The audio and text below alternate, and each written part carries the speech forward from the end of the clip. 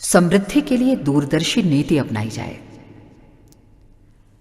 आदि मानव ने जब एक पत्थर पर दूसरा पत्थर मारा तो अग्नि की चिंगारी फूट पड़ी और महत्वपूर्ण आविष्कार हाथ लगा, आग जलाने की कला। वन्य पशुओं की भांति नंग धड़ंग घूमने वाले आदि मानव को जीवन यापन के लिए एक आवश्यक साधन उपलब्ध होते ही कौतूहल बढ़ा। कौतूहल ने बुद्धि के सदुपयोग और पुरुषार्थ के लिए प्रेरित किया। सभ्यता की ओर असभ्य मानव के प्रयास चल पड़े और तब से लेकर अब तक एक से बढ़कर एक साधन उपलब्ध होते गए। जीवन यापन के लिए अनेकानेक विद्याओं, भोजन पकाने, वस्त्र बनाने, मकान विनिर्मित करने जैसी आवश्यक जानकारियों से लेकर छोटे मोटे दैनिक जीवन में प्रयुक्त होने वाली वस्तुओं के निर्माण तक की कलाएं विकसित हुईं। ये विधाएं एवं कलाएं मानवीय विकास में असामान्य रूप से सहयोगी सिद्ध हुईं। कला एवं तकनीक जब तक विकेंद्रित थी और मनुष्य की सहचारिणी थी, उसके श्रम कौशल को बढ़ाने में सहायक थी। जब तक मनुष्य जाति के लिए उपयोगी सिद्ध हुई, तकनीकी साधन उस सीमा तक सार्थक हैं जब तक वे मनुष्य को श्रमशील और कौशल युक्त बनाते हैं तथा अधिक से अधिक व्यक्ति उनसे लाभान्वित होते हैं। जो तकनीक एवं विकास के साधन मनुष्यों के हाथों से श्रम और उसका कौशल छीनकर विशालकाय मशीनों, कारखानों में केंद्रित कर दें, वो कालांतर में समाज का हित नहीं अहित करती हैं और अनेकानेक समस्याओं को जन्म देती हैं। पिछले दिनों यही हुआ। प्रगतिशील कहे जाने वाले देशों में उत्पादन बढ़ाने के लिए औद्योगिकरण की होड़ चली। उत्पादन बढ़ा, इस तथ्य से इनकार नहीं किया जा सकता, किंतु इस सत्य को भी झुठलाया नहीं जा सकता कि मनुष्य के हाथों से श्रम और कौशल को छीनकर दैत्याकार मशीनों में सिमटा दिया गया। सीमित आबादी वाले देशों में जहां की बेकारी, गरीबी की समस्या नहीं है, वहां तो एक सीमा तक उनकी भौतिक प्रगति में सहायक सिद्ध हुआ। यद्यपि एकांकी भौतिकता से उत्पन्न अनेकानेक अभिशाप तो उनके साथ में जुड़ गए, किंतु जिन देशों की आबादी अधिक है, गरीबी एवं बेरोजगारी जैसी समस्याओं से जो ग्रस्त हैं, उनके लिए तो ये अंधानुकरण की प्रवृत्ति सर्वाधिक हानिकारक सिद्ध हुई। देश की आर्थिक प्रगति के लिए ये योजना ही अधिक सफल हो पाती है जिससे अधिक से अधिक व्यक्तियों को लाभ पहुंचता हो। यंत्र उस सीमा तक सहयोगी हैं जहां तक वे सामूहिक प्रगति में सहायक हों।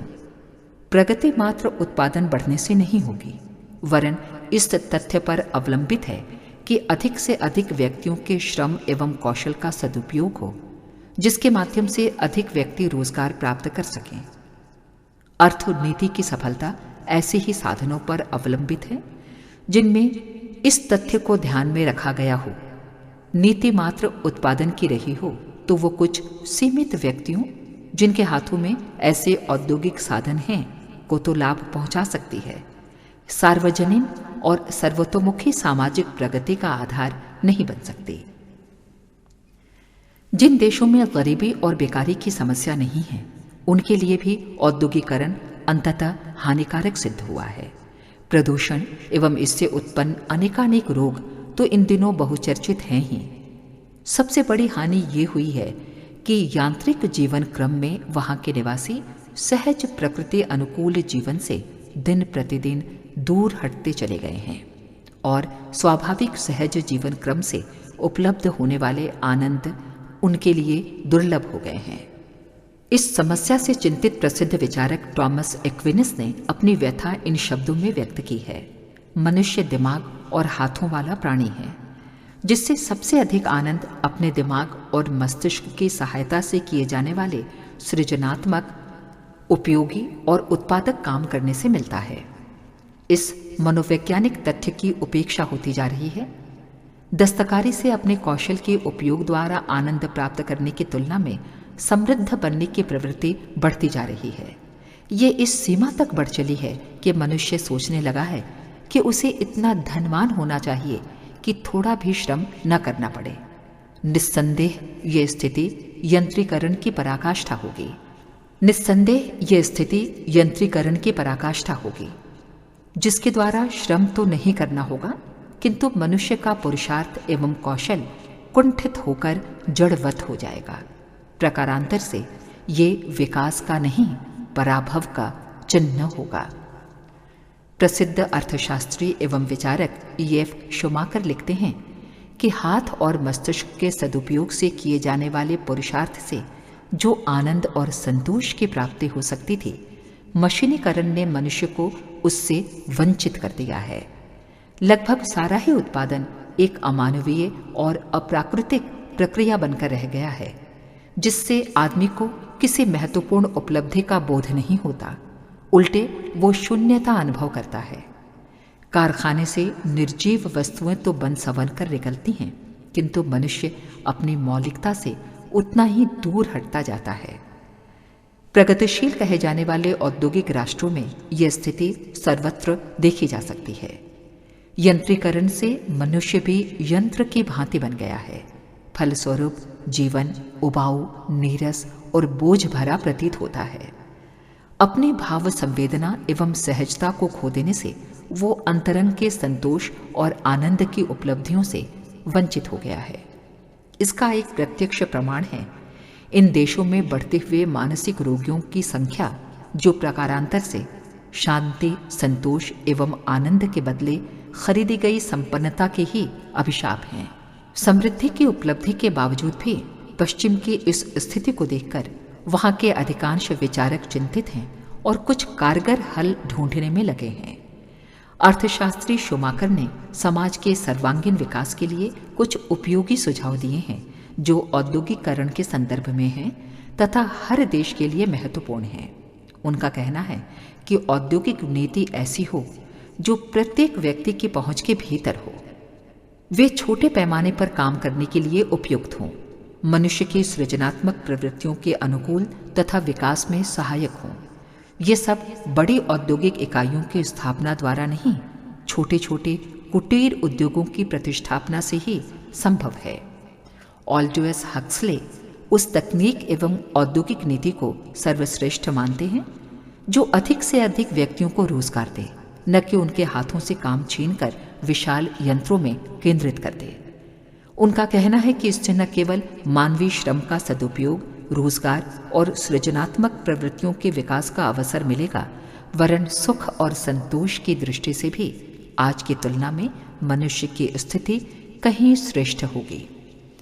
औद्योगिक प्रतिष्ठानों से पैदा होने वाली विषाक्तता एवं पर्यावरण असंतुलनों के प्रति अपनी चिंता व्यक्त करते हुए प्रोफेसर लियोपोल्ड कोट लिखते हैं कि स्थायी प्रगति उत्पादन के आधार पर नहीं आंकी जाती, वरन समग्र जीवन को प्रभावित एवं विकसित करने वाले तत्वों से आंकी जाती है। बड़ी मशीनें उत्पादन तो बढ़ाती हैं, किंतु उसी अनुपात में बेकारी को जन्म देती हैं तथा मानवीय कौशल को नष्ट कर देती हैं। उत्पन्न होने वाले प्रदूषण से विभिन्न प्रकार के रोग फैलते हैं। मेरे विचार से छोटी औद्योगिक इकाइयों की स्थापना में इन समस्याओं से बचाव होगा। इन इकाइयों में लगी पूंजी की लागत की उच्चतम सीमा उतनी होनी चाहिए जितनी कि एक कुशल प्रवीण श्रमिक की वर्ष अथवा 2 वर्ष की कमाई होती है। अर्थात यदि एक श्रमिक 2 वर्ष में 10,000 रुपये कमाता है, तो छोटे उद्योग में लगने वाली पूंजी 10,000 रुपये के लगभग होनी चाहिए। इस नीति से बड़े उद्योगपतियों के ऊपर श्रमिकों की पराधीनता घटेगी। साथ ही श्रम, पूंजी और उद्योगों के विकेंद्रीकरण का मार्ग प्रशस्त होगा। श्रमिक और उद्योगपतियों के बीच चलने वाला शोषण का क्रम बंद होगा। आपसी मनमुटाव एवं इनसे उत्पन्न होने वाले संघर्ष तथा हड़तालों से प्रतिवर्ष होने वाली व्यापक क्षति रुकेगी। अमीर और गरीब के बीच दिन प्रतिदिन बढ़ती हुई खाई पटेगी और समाजवाद का, मानवतावाद का वास्तविक स्वरूप प्रकट होगा। इसी तथ्य को प्रख्यात अर्थशास्त्री डोरोथी एल सेयर अपने शब्दों में व्यक्त करते हैं कि श्रम के यंत्रीकरण की अपेक्षा मानवीकरण करने की दिशा में सोचने एवं स्थायी कदम उठाने से ही प्रगति टिकाऊ बन सकती है। पूंजीवादी देश और पूंजीपति इस नीति के सर्वथा विरोधी होते हैं। फलस्वरूप उनके प्रयास यंत्रीकरण की दिशा में ही नियोजित रहते हैं। ताकि अधिकाधिक व्यक्तिगत लाभ कमाया जा सके। इसका परिणाम ये हुआ है कि वे समृद्ध तो बनते जा रहे हैं, किंतु अपनी मानवोचित विशेषताओं से उतने ही दूर हटते जा रहे हैं। उल्टे चल रहे इस प्रवाह को उल्टा न गया तो वो दिन दूर नहीं जब मनुष्य का मूल्य एक यंत्र से भी कम हो जाएगा, क्योंकि भौतिक मूल्यांकन की दृष्टि से यंत्र कहीं अधिक उत्पादन करने वाला होगा अपेक्षाकृत मनुष्य के। समृद्ध देशों के मूर्धन्य अर्थशास्त्री विचारक प्रगति की एकांकी औद्योगिक अर्थनीति, जिससे मात्र उत्पादन बढ़ता हो किंतु मनुष्य की मौलिक विशेषताएं, कला, कौशल एवं संवेदनाएं नष्ट होती हों, को देखकर चिंतित हो रहे हैं। कई देशों में नए सिरे से औद्योगिक नीति निर्धारित करने तथा पुराने ढर्रे में आमूलचूल परिवर्तन करने के विषय में गंभीर विचार किया जा रहा है। ये तो समृद्ध और संपन्न देशों की स्थिति है, जहां बेकारी और गरीबी की समस्या तो नहीं है, किंतु औद्योगिकरण से उत्पन्न होने वाली समस्याओं और उन दूरगामी दुष्परिणामों को जो मानवीय गरिमा का अवमूल्यन करते हैं के प्रति जागरूक हो रहे हैं। अविकसित, गरीबी एवं बेकारी से ग्रस्त राष्ट्रों के लिए तो समृद्ध देशों की औद्योगिकरण की अंधानुकरण की नीति और भी अधिक घातक है। जो गरीब एवं पिछड़े हुए हैं उनके लिए तो ऐसी प्रौद्योगिकी जो उत्पादन तो बढ़ाती है किंतु मनुष्य के हाथों से उसका श्रम छीनकर दैत्याकार मशीनों के हाथों में सौंप देती है, अत्यंत हानिकारक सिद्ध हुई है। बहुत समय पूर्व कार्ल मार्क्स जैसे विचारक ने भी इस खतरे को अनुभव किया था। वे लिखते हैं कि हम उत्पादन को उपयोगी वस्तुओं तक ही सीमित रखना चाहते हैं। यदि इस सीमा रेखा का उल्लंघन किया गया तो बेकारी बढ़ेगी, जो प्रगति की नहीं अवगति का कारण बनेगी। महात्मा गांधी ने भी इस सत्य को अपने शब्दों में व्यक्त किया था कि दुनिया के गरीब लोगों की सहायता बड़े पैमाने पर उत्पादन करने वाली विशालकाय मशीनों को बढ़ाकर नहीं, उनको बड़ी संख्या में उत्पादक कार्यों में लगाकर ही की जा सकती है। भारतीय परिस्थितियों का अध्ययन एवं विश्लेषण करने वाले प्रसिद्ध अर्थशास्त्री एवं विद्वान आर.एच. कैस्ने का कहना है कि भारत को विशालकाय औद्योगिक नीति को प्रोत्साहित नहीं करना चाहिए। दूसरे देशों में चल रही इस होड़ का अंधानुकरण प्रगति में सहायक सिद्ध नहीं हो सकेगा। उल्टे बेकारी और बेरोजगारी अधिक बढ़ेगी। यहाँ के लिए छोटे छोटे कम ऊर्जा से चलने वाली कुटीर एवं गृह उद्योग ही प्रगति में सहयोगी बन सकते हैं। शहरी बड़े उद्योगों और कारखानों की ओर ताकते रहने की अपेक्षा असली भारत की ओर ध्यान देना पड़ेगा, जो छोटे देहातों में बिखरा पड़ा है। इसके लिए सिंचाई, भूमि विकास, वन विकास, विद्युतीकरण, गृह निर्माण, सड़क निर्माण, पशु व्यवसाय, पेयजल पूर्ति, लघु उद्योग विकास जैसी परियोजनाओं को प्राथमिकता देने की आवश्यकता है। यह कार्य नौसिखिए बाबू लोगों की कागजी घुड़दौड़ और ठेकेदारी के नए स्रोत खोल देने भर से पूरे नहीं हो सकते। इन कार्यों पर अब तक करोड़ों रुपए खर्च हो चुके हैं, पर उसका परिणाम देखकर यह निष्कर्ष नहीं निकलता कि इस प्रयोजन में लगे हुए श्रम, बुद्धि, धन तथा साधनों का ठीक उपयोग हो गया। सरकारी और गैर सरकारी क्षेत्रों में आर्थिक प्रगति के लिए अपने अपने ढंग से जो प्रयत्न हो रहे हैं, उनके बाहरी स्वरूप में नुक्ताचीनी करने की गुंजाइश नहीं है, पर एक बहुत बड़ी कमी रह जाती है। वो है सच्चाई और तत्परता की कमी। ये तत्व जब तक पैदा न किया जाएगा, प्रचुर प्रयास और असीम साधन होते हुए भी कोई कहने लायक सफलता के लिए स्वप्न देखते हुए प्रतीक्षा में बैठा रहना पड़ेगा। साधन स्वल्प होने से भी काम चल सकता है। आवश्यकता चरित्र और निष्ठा की है। इस दिशा में मार्गदर्शन उन्हें करना चाहिए जिन्हें नेतृत्व का अवसर प्राप्त है। उचित और सरल यही है कि अर्थव्यवस्था से लेकर शिक्षा सुरक्षा तक के सभी क्षेत्रों में लोक नायकों की असंदिग्ध ईमानदारी और कर्तव्यपरायणता काम करे। तब नौकरशाही की वे चालें भी निरस्त हो जाएंगी जो सरकारी धन और जनता की सुविधा से खिलवाड़ करती रहती हैं और प्रगति के रथ को आगे बढ़ने देने की अपेक्षा पीछे ही घसीटती हैं। असावधान नेतृत्व जनता में नवचेतना उत्पन्न नहीं कर सकता और असावधान जनता पर से असावधान नेतृत्व का लदा भार हल्का नहीं हो सकता। हमें सर्वतोमुखी सतर्कता और प्रखरता उत्पन्न करनी होगी, जिसका सबसे पहला कदम होगा चरित्र निष्ठा की पुनः प्राण प्रतिष्ठा। ये सरकारी और गैर सरकारी दोनों ही क्षेत्रों में समान रूप से आवश्यक है। इस आवश्यकता को पूरा किए बिना हम आर्थिक प्रगति का स्वप्न पूरा न कर सकेंगे। देश की समृद्धि एवं समुन्नति में ये दूरदर्शी नीति ही सफल हो सकती है।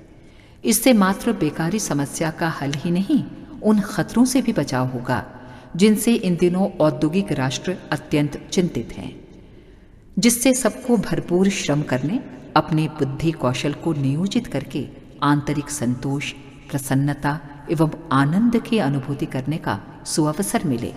ऐसी औद्योगिक नीति ही सफल एवं सार्थक है। हमारे YouTube चैनल शांति कुंज वीडियो गायत्री परिवार को सब्सक्राइब करें एवं बेल आइकन जरूर दबाएं ताकि गायत्री परिवार की विभिन्न गतिविधियों की जानकारी आपको मिलती रहे।